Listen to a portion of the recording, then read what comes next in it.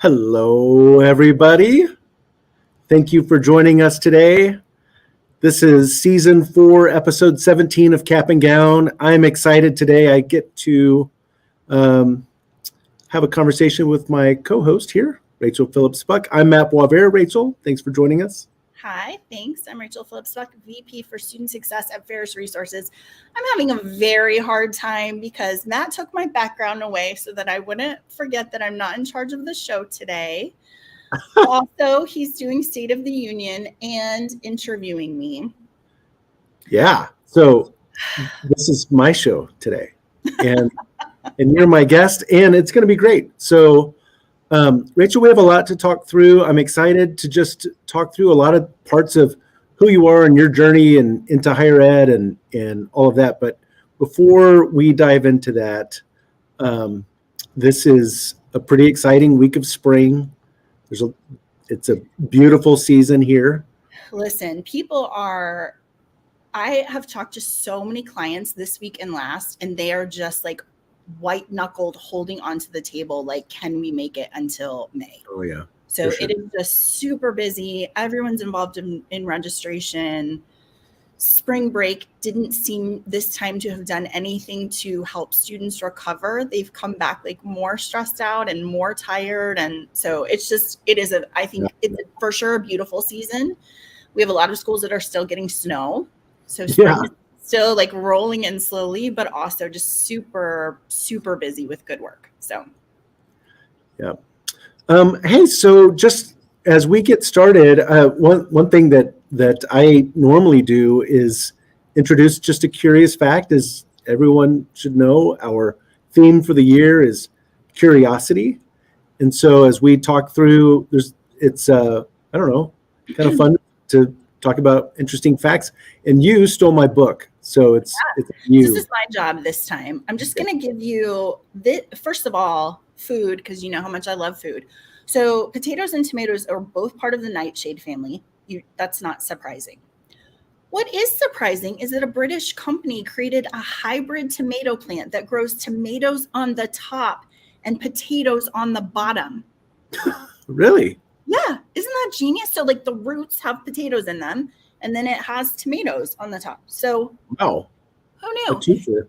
Yeah. And this is talking about how potatoes are the most consumed vegetable in America, which I don't love because we have an argument in my family about whether or not a potato counts as a vegetable. I don't really think that it does, but my husband would differ. So there's your curious fact for the day. Yeah, I never would have said a potato is a vegetable. Yeah. I don't know what it is, but it doesn't seem like it. Yeah, it's starch. Yeah. Well, thank you. That's great. Hey, so I'm curious what your Google searches were this week. Okay.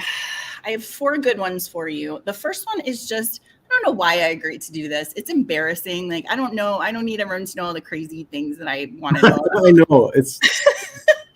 But Mal walked in the other day and I was like, I have fallen down a rabbit hole of canned fish, like sardines, mackerels, herrings. I don't know why. I don't know.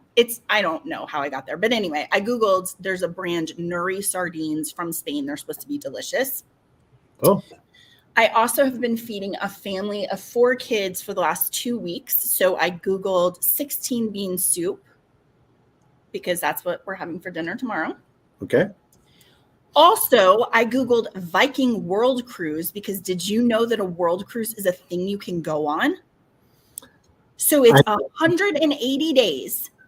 It is 37 countries. I was with them. I was like, I want to do this. Yeah. Starts at $80,000. And I was like, okay, close that tab. I guess I'm not doing that.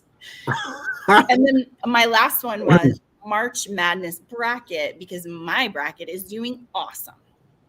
All right. There you go. It's good. Yeah. Well, I think mine kind of tells you a little bit about my week.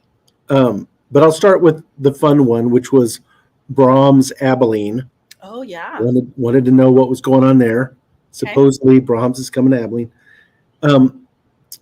New York Times 3-body problem review. I was told I should read it. Okay. I read the book. I read the first and the second book, and This is a new thing out on Netflix. Netflix show. Yeah. Related to that was how many stars are in the universe, and the answer to that is just mind blowing. Just in the Milky Way, which is just a little part of the universe, just in the Milky Way, they estimate 100 billion stars. Wow. That's amazing. That's quite a few. Yeah, I never would have guessed that. And then number 4, why is my Windows 11 not finding my printer? Which that was a whole big thing. I'm glad we got that settled. That was It was rough around the office for a couple of days. Well, none of the answers online helped, but I figured it out. Good job. So those are my searches. Yeah. Quick picture of our brains. There is a picture into our brains. All right. Well, now it's time for State of the Union.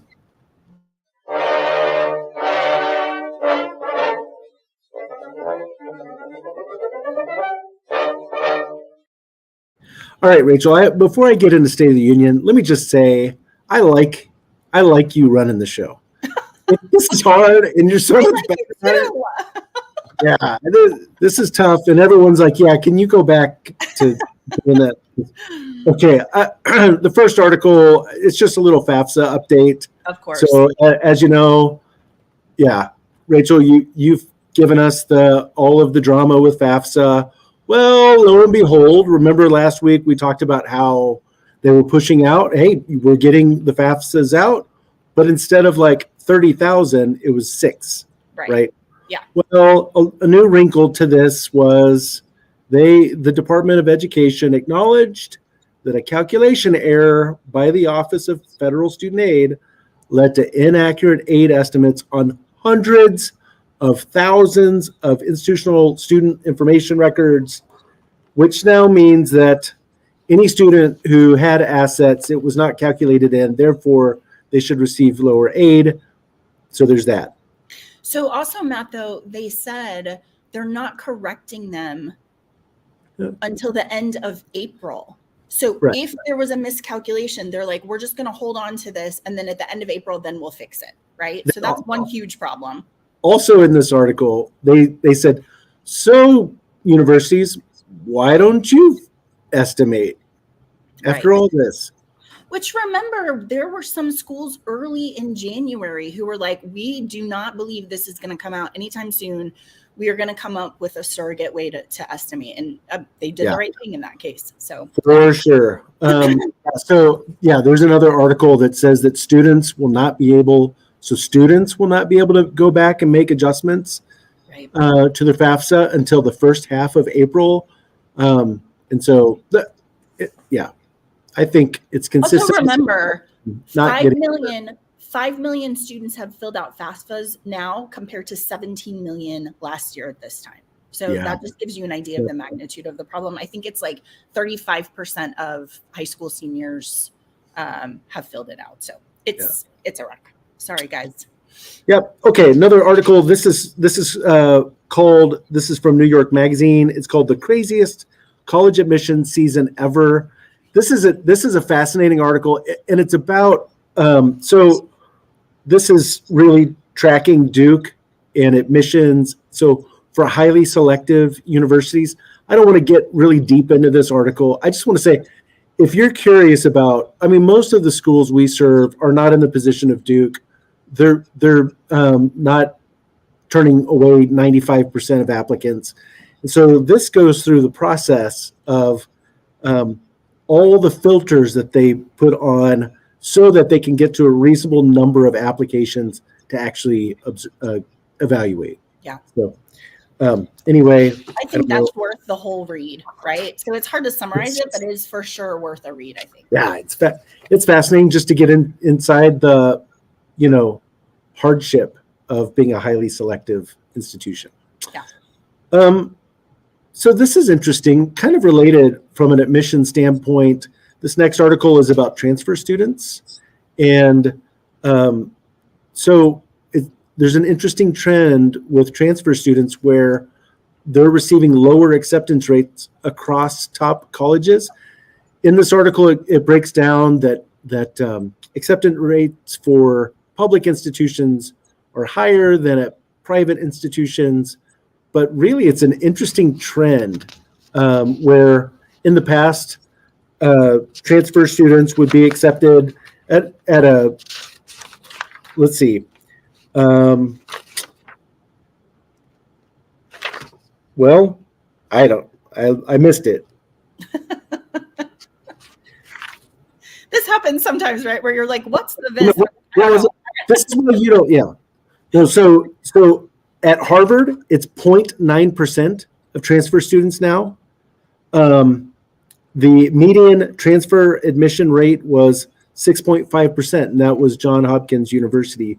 So if you think about students who think, well, I'm going to go to this institution, kind of get some foundational, and then transfer into MIT or an Ivy League school, it's really hard. It's really hard. So I think if you take those two articles, like what's going on in selective institutions, and then you compound that as a transfer student, it is very hard.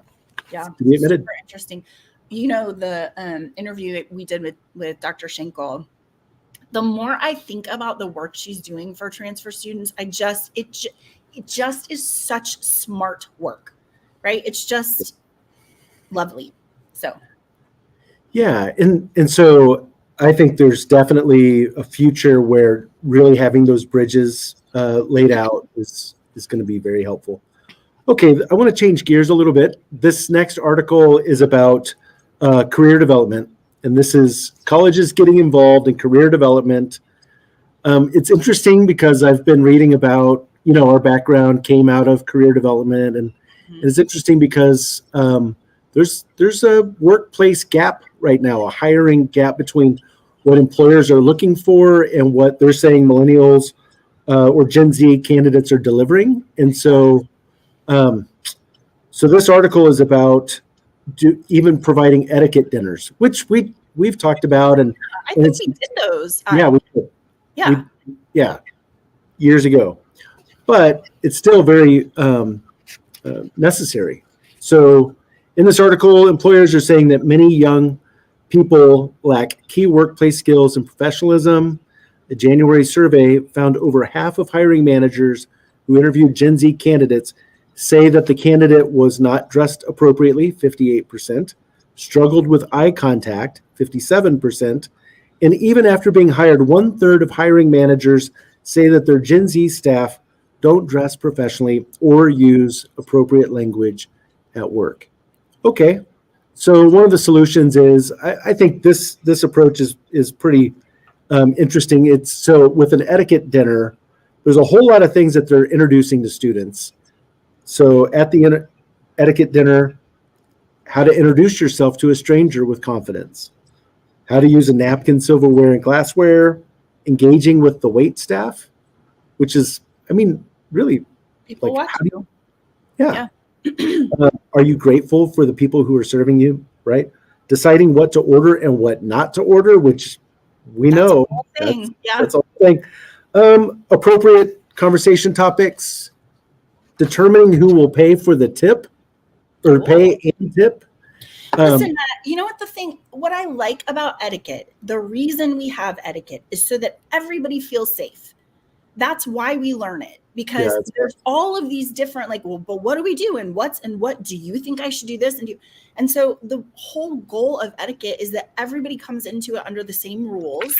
And it's not to make people feel bad or stupid. It's actually to do the reverse of that you can come in with confidence. Yeah. And just know this is how we talk about the weather, and this is how we introduce ourselves, and those sorts of things. So it is a great, we're always talking about modeling and practicing. I think it's a great way to do that. One of the things that they suggest is having a cocktail hour so that you can help your students navigate alcohol and the more fluid social scene. Which I feel like probably there's two sides to that, right? There's if you drink and if you don't drink, and you still have to show up sometimes for business in a cocktail hour where other people are drinking. And so how do you stand and have conversation and not feel like you stick out? Either way, right? There's a lot to navigate about that. So I just like for us to practice things. I think it makes sense. Yeah. Absolutely. And that this cocktail hour is not like a college party hour. Right. Yeah. There's no keg stands. There's no solo cups. This is a different. No. Yeah. No drinking games. Okay. Another article. This is from the University of South Florida. They are launching a college for AI. So, artificial intelligence is super hot in the news. Wait, what does that mean? They're launching a college for students to learn how to do AI, or what? So in the fall of 2025, they are opening the College of Artificial Intelligence, Cybersecurity, and Computing. So right now this is embedded with the computer science, but Cool. They're saying this is the right time. Either we do it now or 10 years from now, we'll chase after other entities who have done it. So they're looking ahead. Yeah, I'm thinking about our school, Montreat, and cybersecurity. Yeah. They started that. I mean, I think they're one of the first in the nation to start it. Probably 10 years ago, maybe 8 years ago. And they have it's been exponential growth for them. They were ahead of the curve. They've done a really great job. So I think that's right. We're past the point of like, what is it now? And we're into the how are we going to use it? And interestingly, that you mentioned Montreat, because the president, Paul Maurer, is in DC right now being recognized for their cybersecurity partnerships with other. Yeah. Well, congratulations. That's very cool. Okay, my last, and I really love this article. Last one, solving higher ed's DFW problems. So students who the D is a did not finish, right?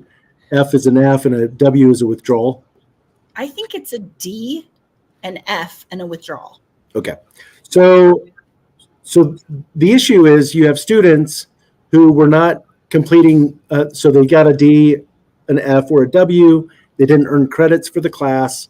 And then they weren't retaking that class. And they were actually dropping out, weren't able to move forward in their degree. And so Georgia State University started to see a huge jump in the number of students who were receiving DFWs. And so so Georgia State is the home of the National Institute of Student Success. So they launched a program that would allow students to get back on track. They called it the Accelerator Academy. It was piloted in summer 2021. It allowed students to take a course at no extra cost on an accelerated timeline with supplemental instruction, near-peer mentoring, and proactive advising. So they started this program, and then they said, not only is it going to be no cost to you, but we're going to give you a $500 educational grant, and they'll use that from pandemic funds. Well, they had over 400 students in the pilot accelerator program earn grades of C or better, with 98 or 25% of those students earning A's. So they went from a D or an F or a W to an A. Good. That success rate is continuing. It's now 80% of their students having success. And as a result, there's this organization, the UIA, which stands for University Innovation Alliance. And so Georgia State is a part of this. 10 other universities said, we love your model. We want to implement this. So now it's taking off. Not only have they seen improvements of students who complete and replace that grade, but huge retention, 85% retention rates of students who go through this accelerator program, huge. Well, as I was doing my reading on University Innovation Alliance, look it up if you're someday looking at Google, and you want to look it up, because when I looked this group up, University Innovation Alliance, a group of universities across the U.S. who are participating in this, right at the top, they have a link to request to join our spring process mapping cohort. And so they're all process mapping. Love process mapping. They're all about really let's look upstream, let's figure out what's happening. And Bridget Burns, the CEO of UIA, said, one of the many things that she's learned leading the Alliance thus far is that one of the most significant barriers to innovation is the story that campuses tell themselves about what's possible and what's not. So if you're interested in process mapping to figure out really what's possible, how to make things easier, remove barriers, I love what's happening. A Well, I think you were saying that's like a whole apprenticeship, right? Like, hey, we're going to practice and we're going to look at processes and we're going to teach you how to do it and Yeah. tell you how to talk to other people. So it for sure, that's one of those things that we talk about all the time. We talk about it like process mapping, but it is a specific skill. And so if you don't feel like you don't have that skill, that would be a great way to learn it. So, yes. All right. Well, University Innovation Alliance, look it up, join. It's 6 weeks of process mapping, learning how to create and process maps and overcome roadblocks. So, awesome. All right. Well, that is the State of the Union. Don't you feel so powerful when you say that? Man, you're very good at that. Well, I'm glad I make it look easy. Yeah.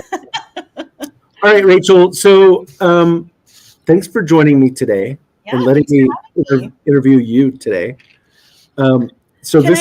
Listen, I got to put a disclaimer. Okay. Because I was just talking to you and Z and I was saying like, nobody knows how actually tenderhearted I am. So we're just going to play a little like, what's that called? Like rally game where you keep track of like how many times I actually cry during this. So everybody get ready. I really don't want big tears. So I'll try and help manage that. But look, Rachel, this is the first time that I have interviewed you in 18 years. So the first time I interviewed you was 18 years ago. Haven't had an occasion to interview you since. True. Now 18 years ago is when you told me you didn't even want the job. That's right. I think people have heard this story before, but let me just say in summary, there was a job opening at ACU. Matt was hiring for it. I had a bunch of people who were like, hey, you should apply for this job. And I was like, I don't want that stupid job. It turned out to be a great job, but I was like, I don't want that job. I was feeling a little snotty. I am a person of faith. So I believe that one night I got woken up and God was like, hey, go fill out this application that my husband Clint had brought home. And I was like, okay, I don't tend to be disobedient, so I'm going to do it. But just leave me alone about this stupid job. So I filled it out in pencil because although I am obedient, I am very stubborn. And it's for the career center. So no one in their right mind would ever hire me for that job, right? 3 days later, you called me. You're like, come in for an interview. I came in. You were like, why do you want this job? I was like, just to be clear, I do not want this job. Which little did I know was the wrong thing to say at the time because you were like, why would you not want this job? What's wrong with you? So here we are years later. It was a perfect fit. What I love about that is it's a remarkable example of how one event can really shape the whole future. Yeah, Matt, because the footnote on that is that years later when I said to you, I cannot believe you called me in for an interview when I did my application in pencil. You said, what? And I was like, you didn't notice it was in pencil? And you're like, HR handed me a photocopy. I had no idea it was in pencil. Had I known, I never would have called you. Right? Yeah. So just these like little things that happen. And here we are 18 years later. So. Yep. Well, one of the things that stood out to me in that interview, and it still does today, I think one of the gifts that you bring is you're just a lifelong learner. And really when I was asking you about I think the question was, tell me about a time where you had to learn a complicated process. What was the situation? What were the results? And you told me about McKay's Bakery. Yeah. So I worked for McKay's Bakery for about a year and a half between when I got married and when I graduated with my master's degree. And I worked there because it was like a little kind of boutique shop and I thought it was fun. But I love to learn. I can't help myself. I want to learn everything. And so in the time I worked at the bakery, I just told our manager, like, hey, can I learn all of it? And anything that we do in this bakery, I want to learn. So I learned how to bake the cakes. I learned how to do the breakfast things. The hardest was the muffins because our manager, Rob, would do it with his hand. So he'd like have the cup tins, like the cupcake tins, and he would scoop into this big bucket of batter with his hands, like super fast. I was like, okay, I have pretty big hands. I think I can do that. So I did. I learned how to do that. But it was like the way that I made sense of that job was just what else? What else is there? Like, what else could I figure out how to do? And it's really nice because years later, I have a lot of bakery skills that I wouldn't have had otherwise. And you don't even like to bake. So I hate to bake. I hate yeah. it, but I can do it. So Well, okay. So you accepted that position. 4 months later, we needed a career counselor. We needed to move you from academic and at-risk student support into a career counselor mode. And you reluctantly took that on. But then this is a great example of Rachel Phillips Buck. So you took that on. Next thing you know, you've built the Discovery program, which affected hundreds of students every year. Will you describe a little bit about that experience? yeah, so I really didn't want to do career counseling. It felt like a very sort of technical, this seems really terrible to say, but like non-meaningful counseling. Like, right, like I'm like family and marriages and like all of that kind of stuff. And then someone's like, can you do career counseling? And I was like, that sounds horrible. But we really needed someone. So you're like, hey, can you just do it for a couple of months? And then as I started meeting with students, I was like, oh my gosh, this is the most meaningful counseling there can be. This is about making sense of your life and who are you and how you're going to impact the world for good. And so then I started looking around at the way we were doing it in a really sort of haphazard way and really understanding like the pain of these students and the hunger to know who they were. And I was like, we just have to come up with a informed and professional way to lead these students through things, because I know what their questions are. They either don't know themselves well enough, they are not good at making decisions, they don't know about the jobs there are, or they have anxiety about landing the plane, right? And so over the next couple of years, just built a program that's lockstep for students to be able to choose their major. And then I started having people who had chosen their major be like, hey, can I join? And I was like, right, because you didn't really choose your major. You just wrote down something on a piece of paper with your admissions counselors. So then we changed it to choose and confirm your major, which was really lovely because at the end of that, then you had students who were sure about how they made the decision, and then they went on to be super successful. So it was a really, really fun process and very meaningful for me. What I love about that is just thinking about how all of these things became really key foundational pieces to your understanding of an at-risk student, all the different facets, the things that could influence that. So from, students who are on probation, students who haven't picked a major yet, students who just needed to talk because they really didn't feel like even their advisor would listen to them, right? Yeah, sure.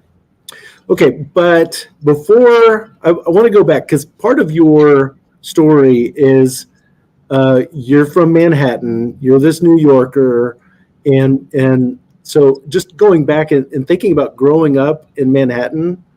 We'll fast forward in a little bit and talk more about you coming to Texas. But going back to growing up in Manhattan, what would you say shaped you in that? Yeah, it's a really strange experience, right? Because you're surrounded by people constantly who are not paying any attention to you. So I actually felt really, really free. I still feel really free in cities because there's too many people for you to acknowledge all of them. And no one is looking at you. Like no one is paying any attention because there's lots of very strange people all around and you don't want to get involved because you would never get anything done, right? So for me, it just really was freeing, especially as a little kid. I lived there from the time I was 6 months old until I was 13.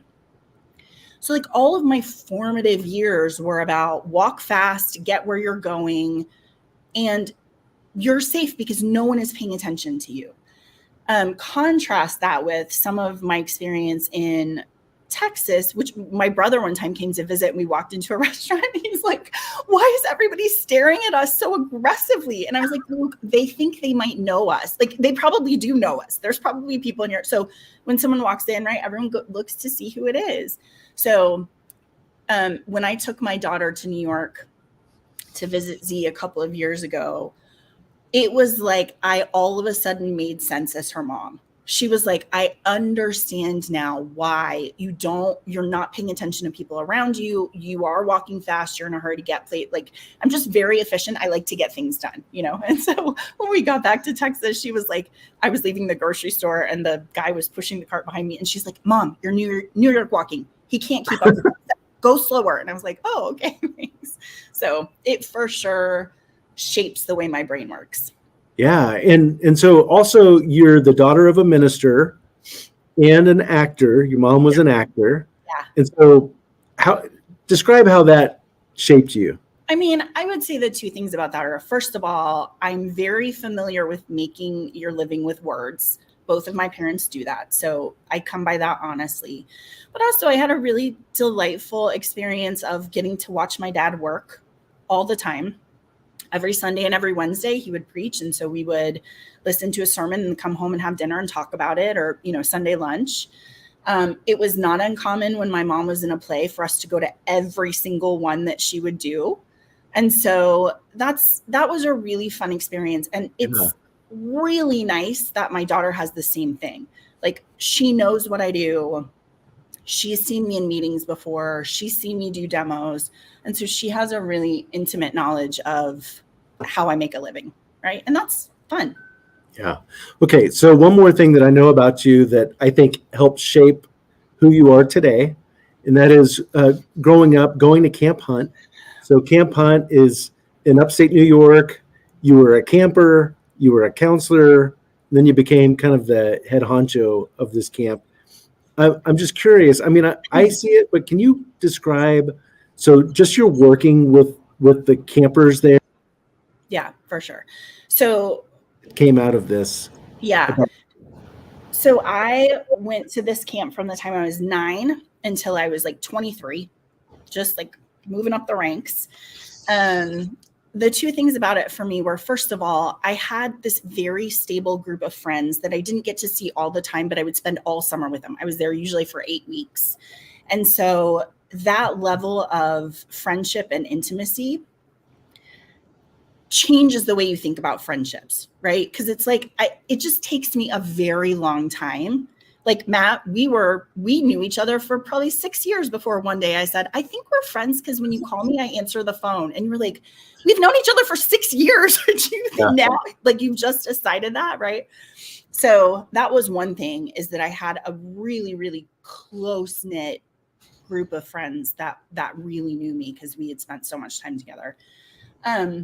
But also, I just always got along with the kids who were outsiders, like the kids who got in trouble when I was the director. They just wanted to be close to me.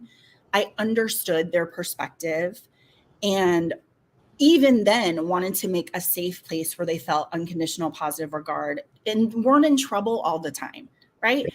And I could say to them, like, hey, you're being ridiculous. Please stop what you're doing so you can stop getting in trouble with everybody. But I really love to be close to those kids. And we had a lot of fun together. They could stand up under my real rebuke of them because they knew that I loved them, right? Like, you're good in my book. Just stop being dumb. Well, I know that kind of gave you this understanding of your gift set and connecting with people and helping guide people. But from your experiences, when you decide to go to a college 1,000 miles away in West Texas, I just want to talk a little bit about your ACU experience, because I know that this also shapes who you are and influences all the things that you do today. So you've said in the past that you describe yourself as a terrible student, which isn't really true. You actually earned a 4.0 your first semester, and I think you did pretty well in your second semester, not a 4.0. But then it got, I think you would say it got hard. Things just started piling up. Yeah. And today we call that success debt. But as you've talked about this, I think it would be helpful for you to talk about that experience of, like, what was happening to you. What were the things that started to pile on that you can now describe as success debt? Yeah, I mean, to be really clear, success debt, 100% the name of that came out of my experience at ACU, right? I understand that concept because of what I experienced there. So I would say I showed up at my college bright-eyed and bushy-tailed, actually with some expectation that it was going to be difficult, because I did understand, like, I've been going to school with the same people since I was in 6th grade. Now I've got to meet new people. Like, I had an expectation of that. So I think for the first semester, I actually wasn't so distressed to not be making friends and like understanding the language and the culture and all of that. I really wasn't unhappy with that. But I think what started to happen was I did start to accumulate success debt. So it's like the first 6 weeks when you don't have good friends, when you expect that to be true, you're like, okay, I mean, this is fine. I'm just going to focus on my academics. And the result of that was that at the end of the semester, I'd done really, really well. But at the end of a semester, when you're like, I still kind of don't have any friends. And then you do another semester and you're still acquiring that success debt. At some point, you're just like, this is too much for me. And it was kind of horrible. Yeah. So especially for you and knowing you, and I think one of the things that's remarkable to me is for all of our schools, they have students like that on campus who are kind of surprised at a certain point, surprised that they're an at-risk student, right? So when you look back, you're like, how wasn't I an at-risk student? Was it surprising to you? Well, what I would say is I didn't make a great choice of college. So let me say it like this. I didn't have a good way of choosing a college. So whether or not the college I picked would have been a great choice for me or not, the disadvantage it had is that when I was in the middle of it and it was hard, I was like, I don't even know why I picked this place, right? That's super hard to overcome because it could be the right place for you, but you didn't go through a really clear external process to choose it, right? So I think that's really hard. Obviously, there's culture shock. That was hard to overcome. I probably should have understood better a little bit, like how crazy town that was going to be. Walking in the grocery store would have told you there's a little culture shock there. Yeah, my story about walking in the grocery store when I was a freshman was I walked in with some people from ACU and the woman was checking me out. She's like, how are you, honey? And I was like, how's that your business? I don't understand why you're talking to me. I don't know what. And they were like, hey, we're friendly here. So I think there were things that I probably should have seen coming or that somebody could have named for me that would have cued me off that maybe I would have some rocky times. So in that, what was your early indicator that you really were struggling? What would have been an early indicator if for someone at the university kind of looking at Rachel, what would have been the early sign that, hey, this isn't going great? Yeah, I think you would just start with orientation.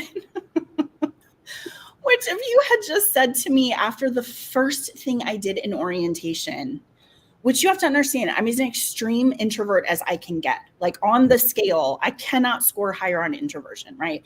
So I'm mustering myself up to go to orientation. I know I have to meet new people. I'm just like willing myself to go do it.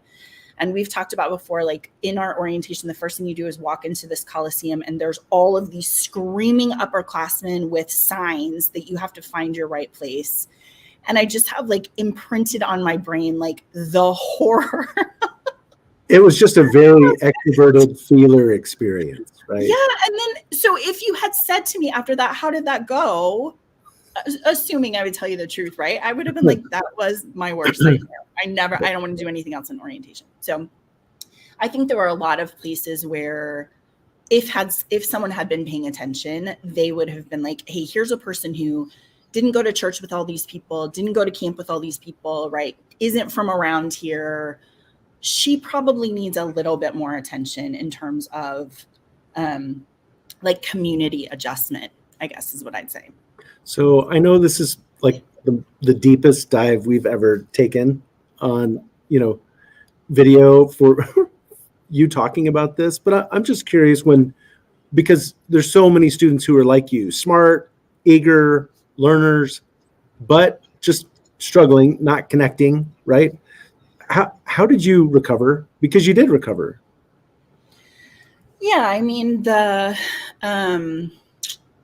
impetus for me to recover was, first of all, I was going to have an undergraduate degree in psychology with a GPA too low to get into graduate work. So that was pretty scary. But eventually, you know, I did have camp friends who came. So these people that I really did trust, they came. And so I had a smaller circle of students there who I trusted. I had some really great professors who I told you about, Dr. Beck a couple of weeks ago, who was like, I'm going to teach you this statistic stuff until you get it, because I can tell you don't.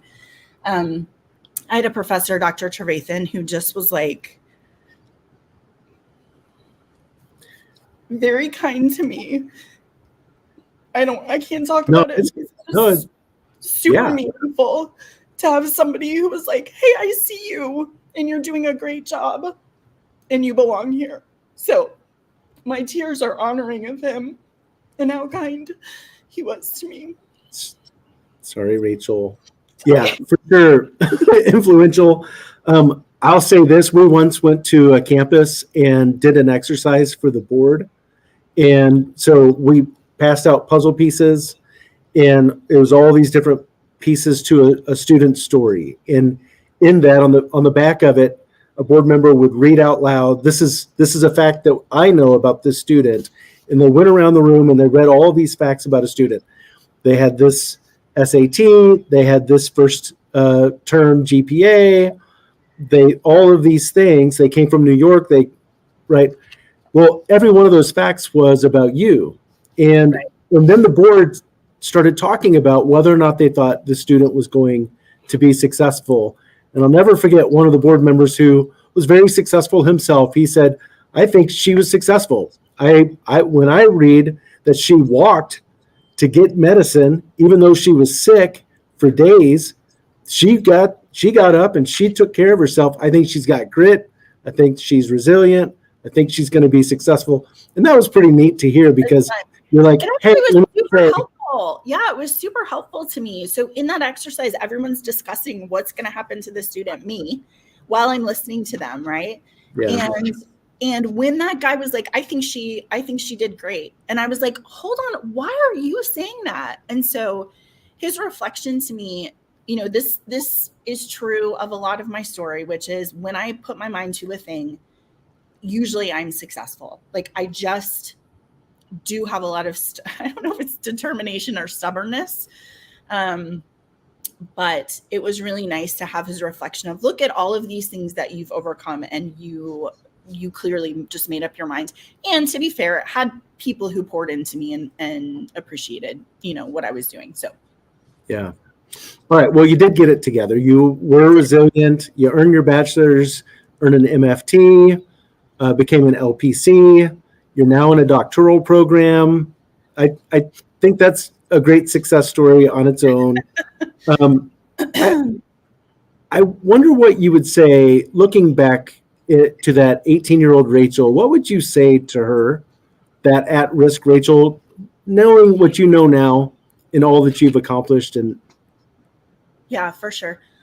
I actually think that, so I have a lot of compassion for that student, me, because I feel like there was a lot of people kind of doing a terrible job of caring for me. So I would just want to say to that student what we say all the time: you are not alone. There are people who should be on your team. Matt, I think about the indicators of risk.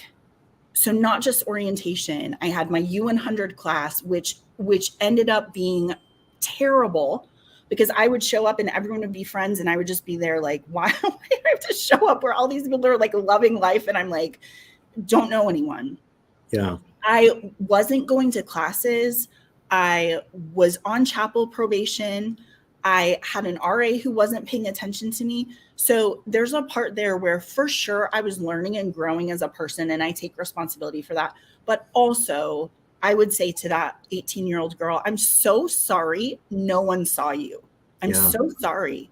And what we're trying to do is make sure that never happens again. Right? That's right. Well, I just think it's so helpful for our listeners to hear that piece of it, because it is what really fuels all that you do, right? Just thinking about, we have students who are on your campus and they feel very alone. And what can you do to just say, I see you, right? And so I think in all of that, the where was everyone in this, it's crazy because we do have a lot of partners. I think that's also what why the relationship constellations really resonates with you, right? That hey, a student needs to be surrounded with people, and if you knew they didn't have a connection, we've got to work hard to make that connection. So Yeah, for sure. well, I love that, and so people need to know that out of all of that, Rachel really invested in not only the work of like the discovery program and building out SOS or an early alert system, and actually the software. I want to fast forward to 2008 because you had really helped craft the software at our university to be able to identify, find the students and engage them quickly, right? And in 2008, I was able to take that technology out of the university and start Ferris Resources, and you were the first person I called. Hey, so I was able to make this happen, but I need you. Can you actually show people how to use this thing? And I asked you to do two things that I can't believe you said yes to do. Yeah, they were both kind of not what I would ever choose to do. The first one was, I didn't mind doing demos so much, but I was like, I'm not selling. But of course I was selling. I was telling people about a tool that I knew was going to make their life better and easier and help them find students, but I was selling. And then also I had to write the first manual for how to use Ferris 360, right? Which is very detailed work. I mean, we had nothing. Yeah. It was like, I think it's like 35 pages. And I remember when we hired Z and she took support over from me, and I was like, I just gave her the hard copy. And I was like, I never want to have to do this again. And she was like, took it and made it way better and like has done so much work on that. But I did have to do the very first Ferris 360 manual. And so that's how Rachel came over and we co-founded Ferris, and everyone likes to say, you know, what a great overnight success, but it really wasn't, right? So fast forward 2012, your daughter Lillian is a baby, and it was a very difficult season for Ferris. Actually didn't know whether or not Ferris would survive 2012, right? Yeah. And I'm telling you the challenges, and you said, "Oh, Matt, I'll work for free." Yeah. And you're like, "Are you serious?" And I was like, "Yeah." I mean, again, when I believe in a thing, which I 100% did, I knew that we were built on the right philosophy. I knew that practitioners were going to love what we were doing. I knew that we had good work at the heart of our business. And people like to be around me because when I have conviction about something, I'm pretty unswaying. Yeah. And so, which sometimes is not great, but in this case, I just felt so strongly that we were doing the right thing, and that if we just would keep doing it, we would in the end be rewarded for it. And I couldn't imagine having a tool that I knew was going to help practitioners and students and just being like, okay, well, I guess no one ever gets to use that again. Right. I couldn't imagine it. Yeah. So I think that conviction is obviously it's exactly what I needed. It was like, okay, let's go do this for our team. It rallied the team. It helped us connect with the right schools. The other crazy thing is you're like, in the middle of all of that, we had schools where you're like, I don't want to work with them. That's not the right school for us, which is so hard, Matt. When we're like, oh my gosh, but they want to give us how much money? No, right. We cannot work with them. They are not thinking about it in the right way. And the pieces of like alienating students by the way you talk to them and the messaging you send them and the things that you want us to build that I know are the wrong things to build. It's just, there's something really nice about knowing you're doing the right thing in the right way. Gives you a lot of courage and confidence to say, we're just going to keep doing it because I know that it's good. Right. Yeah. And it's so fun now with just looking at the clients we serve, and for them to be able to hear that confidence for when they're in the middle of really hard work, but also to know that now they have the tools that'll help them in all of these years. So there is this, I know that you've mentioned Red Bud Day in the past several times, but there is this like optimistic side of you that it's pretty contagious, right? So Bailey, I know you've got an image here, and I'd love for you, Rachel, to describe Red Bud Day and what that meant. Okay, well, Red Bud Day, so you have to know that I'm a 7 on the Enneagram, which means I tend to be very optimistic. I tend to be able to understand things in terms of how I can not control them, but like shape them, right?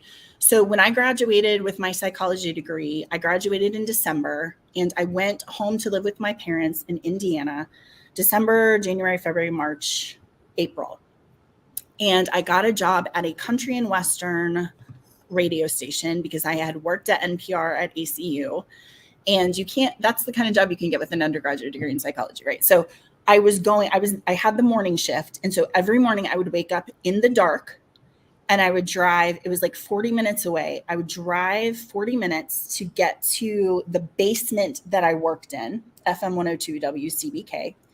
And I would play country music all morning, which I don't know if you know, but it's depressing. Yeah. And then I would leave, and then I would go home. And it was Indiana in the winter, which is the season of the sticks. That's exactly what it was like every morning. I would drive through woods that looked like this in the dark to my job. And one morning I was just like, I just cannot do this anymore. This is despair. Yeah. This picture is great. This is exactly how I felt about it. And it was always foggy because it was cold. I mean, I was cold and dark and season of the sticks and awful. And I was like, I just can't keep doing this. It's just so awful. And I looked into the woods that looked like this, and I saw these tiny little purple buds hidden back in the woods. And I was like, oh my gosh, okay, it's going to be okay. Like, spring is coming. It's going to get warm. The leaves are going to come. The job is going to get better. I'm going to go back to school. And it was such a great experience of redemption. Of like, you think everything's dead, but don't worry, because here's these little signs that it's going to be okay, and you're going to come back to life, and everything's going to be really great. So it is a pretty sacred experience for me. My daughter and I celebrate Red Bud Day every year. When we see the red buds first appear, we go and get ice cream, and we talk about how we're coming out of one season into the next. But I do think I love it so much because it is about this glimmer is all I need. Just give me a little glimmer. And then I'm like, okay, all right, I'm good. We can keep going. Right. I love that. So the thing that I love about that optimism is you're contagious with that, not only at Ferris, but also with our schools. And a lot of people need that right now. Like, give me that glimmer. So right. Also just thinking about, there's a lot of things that I want to go through, that you've taught me, and then I want to end on some specific things with Ferris 360. Love for our listeners to hear, but a couple of things. So going to a campus, my background in services excellence and designing great systems, and then your background is systems theory, which I never really thought about the complexity of a university. It was always like, solve this problem, and I, so let's figure out this problem in this process. But you're like, hey, no, everything's a system. So will you describe systems theory and how that relates to higher ed? I mean, the easiest way to explain it is just that everything is connected, and a small change in any part of the system changes everything, right? So it can be as small as language. It's why language is so important, because if we go from academic probation to academic recovery, we've changed 100 things in the system. We've changed the way faculty think about it, the way students experience, the way that we put the students through the process, the things that are important in that process. Like that one change changes so many things about the system. And so if you think about a university, we don't have to be at the top changing big things. We can find little signals, habits, processes. Think about the school we went to where the students who were conditionally admitted, everybody got a folder, except those students had a gigantic red sticky note on the front of it that said conditionally admitted. And they're in a room with other students. And we were like, hey, change that one little thing and you're going to change everything about this process, right? Yeah. So I like the power of being able to change little things like language or signals and have a huge impact on the system. Yeah. So another thing that you've introduced me to is this idea of expert, and how you can show up, but also invite someone else to show up in that. Can you unpack that a little bit more? Yeah, I mean, it's one of my favorites. So expert just means I'm an expert in a thing and you're an expert in a thing, and we're going to come together and have a conversation about it. Honestly, Matt, I think the reason I like it is because I have expertise and I like being able to show up as an expert instead of diminishing what I know. But I also have humility so that I know I'm an expert in some things, but I don't know the school and I don't know the context and I don't know how they got where they're going. And so I just like both of us showing up in our full power and being able to do really good work.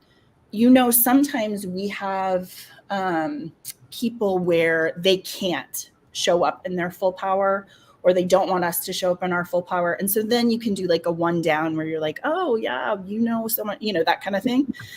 You can do that. It's just, it's so inefficient. It just is so much better if you can say to whoever you're talking to, show up with everything you have, because you have a lot of stuff I don't have, and I'm going to do the same, and we're going to do really good work.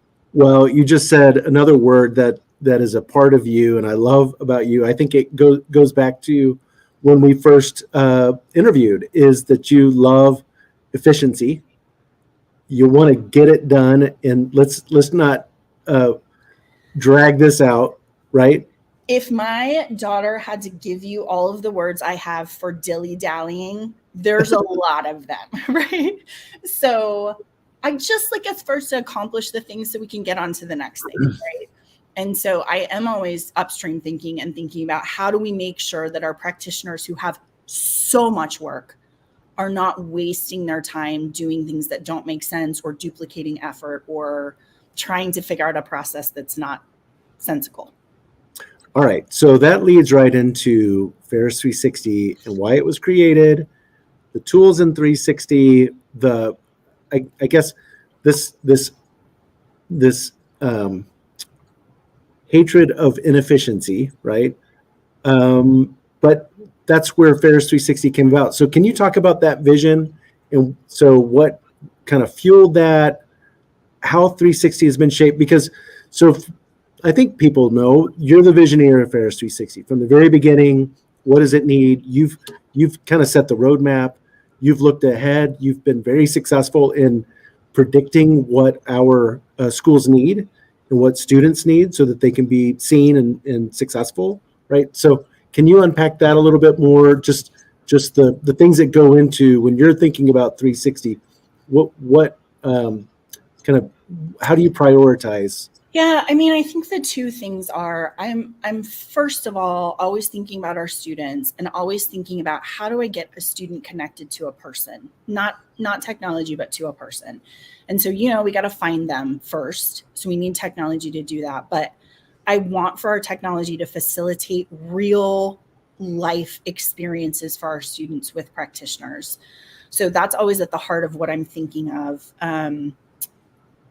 And we can't be lazy about that. We were just on a campus where someone was like, hey, can you send automatic when we get this? Can it tell the student that they're doing a bad job and then send them blah?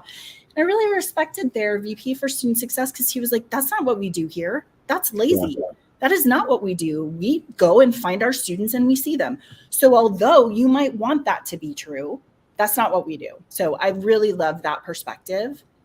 But also, Matt, I'm like, I have this picture in my head of practitioners who are doing such good, important work in finding students and seeing them and making sure they're safe. And I want for Ferris to be like running alongside of them, like the nurse for the surgeon. You know what I mean? Where they're like, I need to text the student. We're like, here, I need to find their schedule. Here, I got to figure out what they said on their non-cognitive, right? Like, I just want for them to have all of those tools so that it's this seamless experience for them of figuring out what's happening with students instead of a disjointed, like, hold on, I can't pay attention to you because I have to call this person to figure this thing out. So my perspective for our practitioners is just, how do I give you all the things exactly when you need them so that you can spend more time with the student who really needs your focus and relationship and energy with them. And to find that 18-year-old Rachel. I mean, it just makes perfect sense. Yeah, for sure. It's actually really fulfilling to me to have all of that terrible experience redeemed by saying that experience made me a wounded healer, where now I can come in and I can say, I understand what it's like to be that student alone. And I also understand what it's like to be a practitioner and show up for them. And so how can we use those two pieces to just continually be pressing practitioners forward to be in connection with that poor 18-year-old kid who somebody should have said, I don't feel like it's going great for you. Right. Somebody should have said that to me. That's awesome. I mean, well, I'm grateful you're resilient. I know that there are hundreds of thousands of students who have been supported because you went through that and you are a healer. Anything else you'd like to add? I don't think so. I feel super privileged to be in the position I am and to do the work I am. And I hope that everyone can hear that we believe in this work. This is not just and then we go to work and then we come home, but it is really heartfelt life journey work that we get to do. So thank you guys for letting us do it. It's really a privilege. For sure. Rachel, thanks for letting me try and interview you today. No, it was great. I appreciate it. And next week we are going to have Allison Ash from Credo on the show. You guys will love her. She just is another person who I really respect and does great work in the space of higher education. So thanks for joining us. Good job, Matt. Thanks. Bye. Bye.